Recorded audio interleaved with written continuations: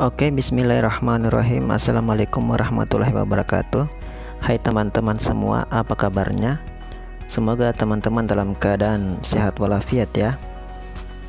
Sebelumnya saya mengucapkan selamat menunaikan ibadah puasa bagi teman-teman yang berpuasa, dan semoga puasa kita dilancarkan sampai akhir Ramadan dan kita menyambut Idul Fitri dalam keadaan yang fitrah dan hati yang senang dan gembira.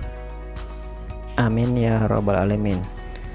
Oke teman-teman, pada kuliah budidaya tanaman perkebunan dan industri kita kali ini kita akan membahas mengenai budidaya tanaman jambu mente. Namun sebelum kita memasuki materinya, saya berharap kita sama-sama berdoa dulu. Semoga materi kita kali ini atau perkuliahan kita hari ini dilancarkan oleh Allah Subhanahu wa taala, dan semoga ilmu yang kita dapatkan pada hari ini akan menjadi berkah dan bermanfaat untuk diri sendiri, bagi orang lain, dan khususnya bagi masyarakat dan pertanian di Indonesia. Oke, dan sekarang kita masuk pada materinya, budidaya tanaman jambu mente. Yang pertama adalah sejarah singkat jambu mente. Jambu mente merupakan tanaman pertanian tropik berasal dari Amerika Selatan, meliputi negara Bolivia, Brazil, Ekuador, dan Peru.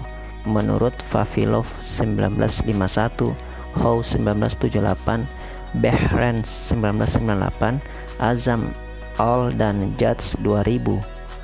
Benua Asia, Afrika, dan Amerika Selatan merupakan kawasan utama yang mengembangkan penanaman jambu mente.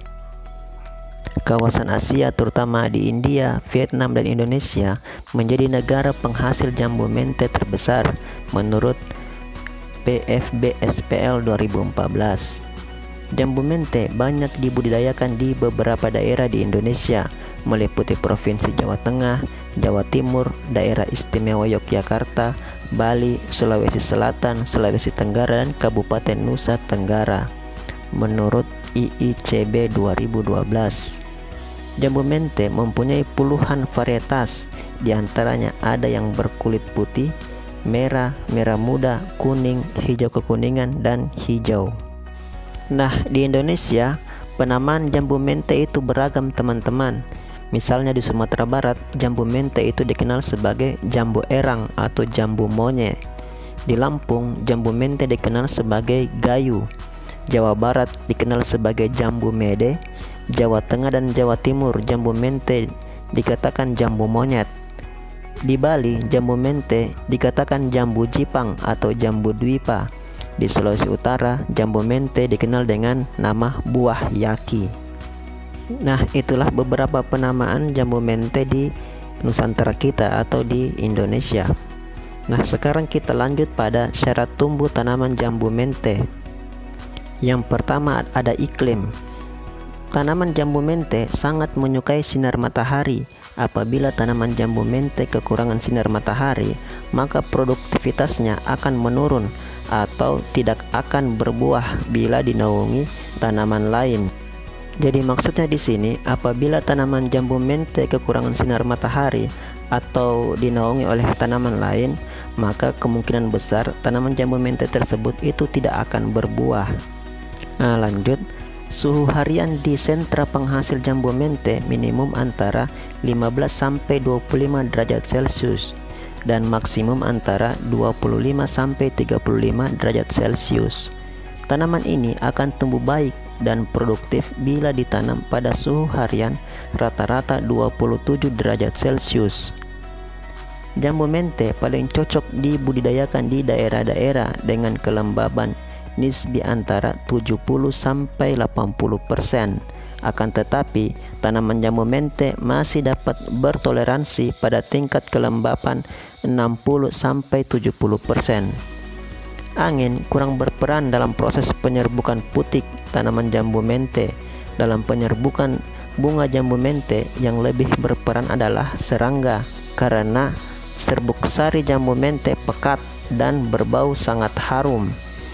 Daerah yang paling sesuai untuk budidaya jambu mente ialah di daerah yang mempunyai jumlah curah hujan antara 1000 sampai 2000 mm per tahun dengan 4-6 bulan kering, lebih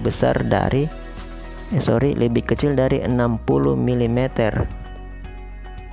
Syarat tumbuh tanaman jambu mente berikutnya adalah media tanam. Nah, media tanam di sini adalah tanah ya.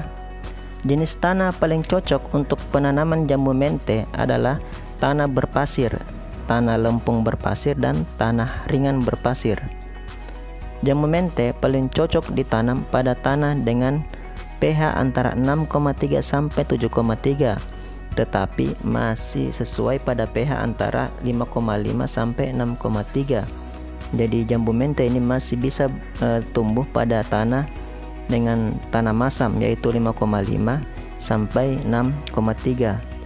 Nah, ketinggian tempat di Indonesia, tanaman jambu mente dapat tumbuh di ketinggian tempat 1 sampai 1.200 meter di atas permukaan laut. Batas optimum ketinggian tempat hanya sampai 700 meter di atas permukaan laut, kecuali untuk rehabilitasi tanah kritis. Jadi pada ketinggian di atas 700 meter di atas permukaan laut, tanaman jambu mente masih bisa ditanam atau dibudidayakan dengan tujuan yaitu merehabilitasi tanah yang kritis. Sekarang kita masuk pada pembibitan. Budidaya jambu mente dapat diperbanyak secara generatif melalui biji dan secara vegetatif dengan cara pencangkokan, okulasi, dan penyambungan. Biji yang akan ditanam harus berasal dari pohon induk pilihan. Cara penanganan biji mente untuk benih adalah: yang pertama, buah mente calon bibit dipanen pada pertengahan musim panen. Yang kedua, buah mente tersebut harus sudah matang dan tidak cacat. Yang ketiga, biji mente segera dikeluarkan dari buah semu lalu dicuci bersih, kemudian disortir. Yang keempat, biji mente dijemur sampai kadar air 8-10%. Bila dikemas dalam kantong plastik, aliran udara di ruang penyimpanan harus lancar dengan suhu antara 25-30 derajat Celcius dan kelembapan 70-80%. Yang kelima, lama penyimpanan bibit kurang lebih 6 bulan, paling lama 8 bulan. Yang keenam, sebelum ditanam, benih atau biji mente harus disemai terlebih dahulu.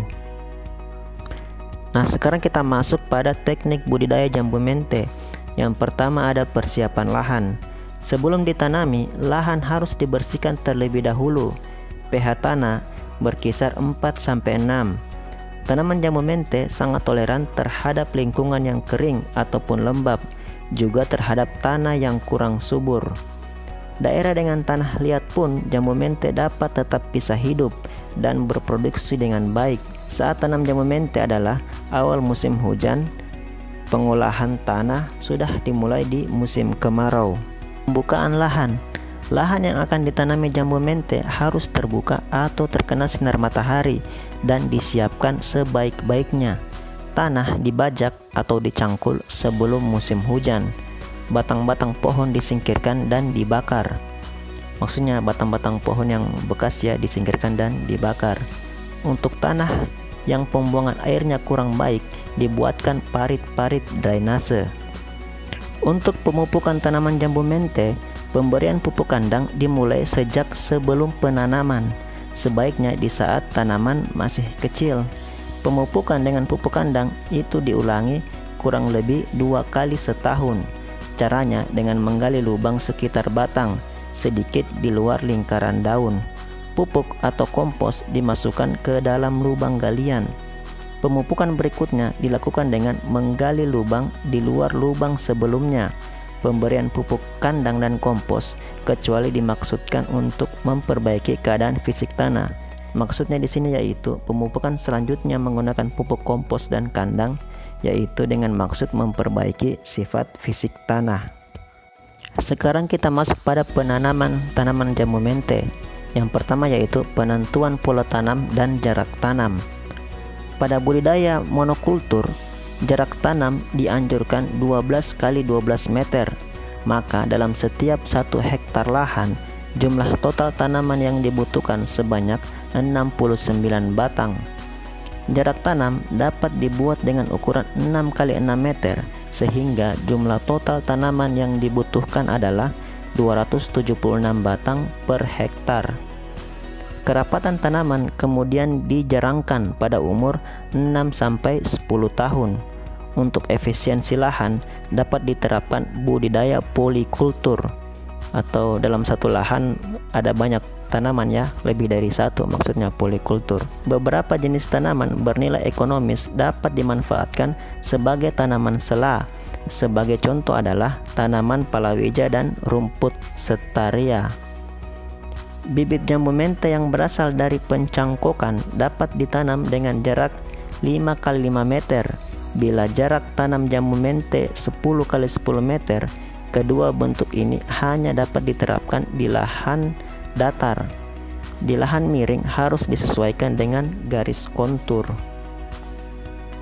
Cara pembuatan lubang tanam pada tanaman jambu mente, yang pertama yaitu tanah digali dengan ukuran 30 x 30 x 30 cm.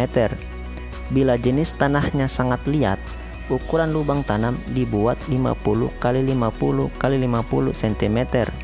Bila di lubang tanam terdapat lapisan cadas, harus ditembus agar akar dapat tumbuh sempurna dan terhindar dari genangan air. Pada waktu penggalian lubang, lapisan tanah bagian atas dipisahkan atau ditempatkan ke arah utara dan selatan, serta tanah bagian bawah itu ditempatkan ke arah timur dan barat lubang. Lubang tanam dibiarkan terbuka kurang lebih 4 minggu. Pada waktu penutupan lubang, tanah lapisan bawah dikembalikan ke tempat semula, disusul lapisan atas yang telah tercampur dengan pupuk kandang kurang lebih 1 pikul. Jadi tanah bagian atas itu dicampur terlebih dahulu dengan pupuk kandang sebelum dikembalikan ke lubang. Di lubang tanam yang telah ditimbun dibuat ajir agar lubang tanam mudah ditemukan kembali. Cara penanaman jambu mente yaitu penanaman dapat dilakukan 4-6 minggu setelah lubang tanam disiapkan. Untuk mengurangi keasaman tanah, pembuatan lubang tanam sebaiknya dilakukan pada musim kemarau. Hal-hal yang perlu diperhatikan adalah sebagai berikut. Yang pertama, bibit yang akan ditanam dilepas dari polybag. Tanah yang melekat pada akar dijaga jangan sampai berantakan agar perakaran bibit tidak rusak. Penanaman dilakukan sampai sebatas leher akar atau sama dalamnya seperti sewaktu masih dalam persamaian. Bila menggunakan bibit dari okulasi dan sambung, diusahakan agar tunggangnya tetap lurus. Letak akar cabang diusahakan tersebar ke segala arah. Ujung-ujungnya yang patah atau rusak sebaiknya dipotong. Tanah di sekitar batang dipadatkan dan diratakan agar tidak terdapat rongga-rongga di antara akar dan tidak terjadi genangan air. Tanaman perlu diberi penyangga dari bambu agar dapat tumbuh tegak. Nah, untuk pemeliharaan, yang pertama ada penyiraman. Bibit yang baru ditanam memerlukan banyak air. Oleh karena itu, tanaman perlu disiram pada pagi dan sore hari. Penyiraman dilakukan secukupnya dan air siraman jangan sampai menggenangi tanaman. Pemeliharaan yang kedua yaitu penyulaman. Penyulaman dilakukan setelah tanaman berumur 2-3 tahun. Apabila tanaman berumur lebih besar dari 3 tahun, maka pertumbuhan tanaman sulaman umumnya kurang baik atau akan terhambat. Yang ketiga, penyiangan dan penggemburan. Bibit jambu mente mulai berdaun dan bertunas setelah 2-3 bulan ditanam. Pembasmian gulma sebaiknya dilakukan sekali dalam 45 hari. Tanah yang disiram setiap hari tentu semakin padat dan udara di dalamnya semakin sedikit. Akibatnya akar tanaman tidak leluasa menyerap unsur hara. Untuk itu, tanah di sekitar tanaman perlu digemburkan. Pemeliharaan selanjutnya yaitu pemupukan. Tanaman jambu mente dipupuk dengan pupuk kandang, kompos atau pupuk buatan. Pemberian pupuk kandang atau kompos dilakukan dengan cara menggali parit melingkar di luar tajuk sebanyak kurang lebih 2 blek minyak tanah. dengan ukuran 20 kg. Pupuk dituangkan ke dalam parit dan ditutup dengan tanah. Pemupukan berikutnya dilakukan dengan pupuk buatan. Pemeliharaan selanjutnya yaitu pemangkasan. Cara pemangkasan tanaman jambu mente dilakukan dengan cara tunas-tunas samping pada bibit terus-menerus dipangkas sampai tinggi cabang mencapai 1-1,5 meter dari tanah. Pilih 3-5 cabang sehat dan baik posisinya terhadap batang pokok. Pemangkasan ini dilakukan sebelum tanaman berbunga. Pemangkasan untuk pemeliharaan dilakukan setelah tanaman berbuah. Penjarangan. Penjarangan dilakukan berlahan pada saat tajuk tanaman saling menutupi. Apabila jarak tanaman 6x6 meter dan ditanami secara monokultur, maka tajuk tanaman diperkirakan sudah bersentuhan pada tahun 6-10 tahun. Pada saat itu, penjarangan mulai dilakukan. Hama dan penyakit pada jambu mente yaitu hama yang sering menyerang tanaman jambu mente adalah hama pengisap daun, nyamuk daun, penggerek daun, penggulung daun, ulat kipat, ulat hijau, dan ulat perusak bunga. Selengkapnya dapat dilihat pada tabel di bawah ini. Insektisida yang dianjurkan antara lain Tamaron, Folidol, Lamnate, Basudin, dan Dimecron dengan dosis 2 cc atau 2 gram per liter air. Panen. Ciri-ciri buah jambu mente yang sudah tua adalah: yang pertama, warna kulit buah semu menjadi kuning, orange, atau merah tergantung pada jenisnya. Ukuran buah semu lebih besar dari buah sejati. Tekstur daging semu lunak, rasanya asam, agak manis, berair, dan aroma buahnya mirip aroma stroberi. Warna kulit bijinya menjadi putih keabu-abuan dan mengkilat. Ketepatan masa panen dan penanganan buah mente selama masa pemanenan merupakan faktor penting. Tanaman jambu mente dapat dipanen untuk pertama kali pada umur 3-4 tahun. Buah mente biasanya telah dapat dipetik pada umur 60-70 hari sejak munculnya bunga. Masa panen berlangsung selama 4 bulan, yaitu pada bulan November sampai bulan Februari. Tahun berikutnya, agar mutu gelondong atau kacang mente baik, buah yang dipetik harus telah tua. Cara panen. Cara panen jambu mente ada dua, yaitu dengan cara lelesan dan cara selektif. Cara lelesan dilakukan dengan membiarkan buah jambu mente yang telah tua tetap di pohon dan jatuh sendiri, atau para petani menggoyang-goyangkan pohon agar buah yang tua berjatuhan. Cara selektif dilakukan dengan cara selektif. Buah langsung dipilih dan dipetik dari pohon. Apabila buah tidak memungkinkan dipetik secara langsung, pemanenan dapat dibantu dengan galah dan tangga berkaki 3. Pasca panen. Pasca panen jambu mente ada dua, yaitu yang pertama ada pengolahan gelondong mente dan yang kedua pengolahan kacang mente. Untuk pengolahan gelondong mente dilakukan dengan cara yang pertama adalah pemisahan gelondong dengan buah semu, yang kedua pencucian, yang ketiga sortasi dan pengelasan mutu, yang keempat pengeringan, yang kelima penyimpanan. Untuk pengolahan kacang mente, yang pertama yaitu pelembapan gelondong mente, yang kedua penyangraian gelondong mente, yang ketiga pengupasan kulit gelondong mente, dan yang terakhir pelepasan kulit ari. Nah, demikianlah video perkuliahan kita pada hari ini. Lebih dan kurangnya mohon dimaafkan. Dan sekarang kita kembali ke grup WA untuk melakukan diskusi.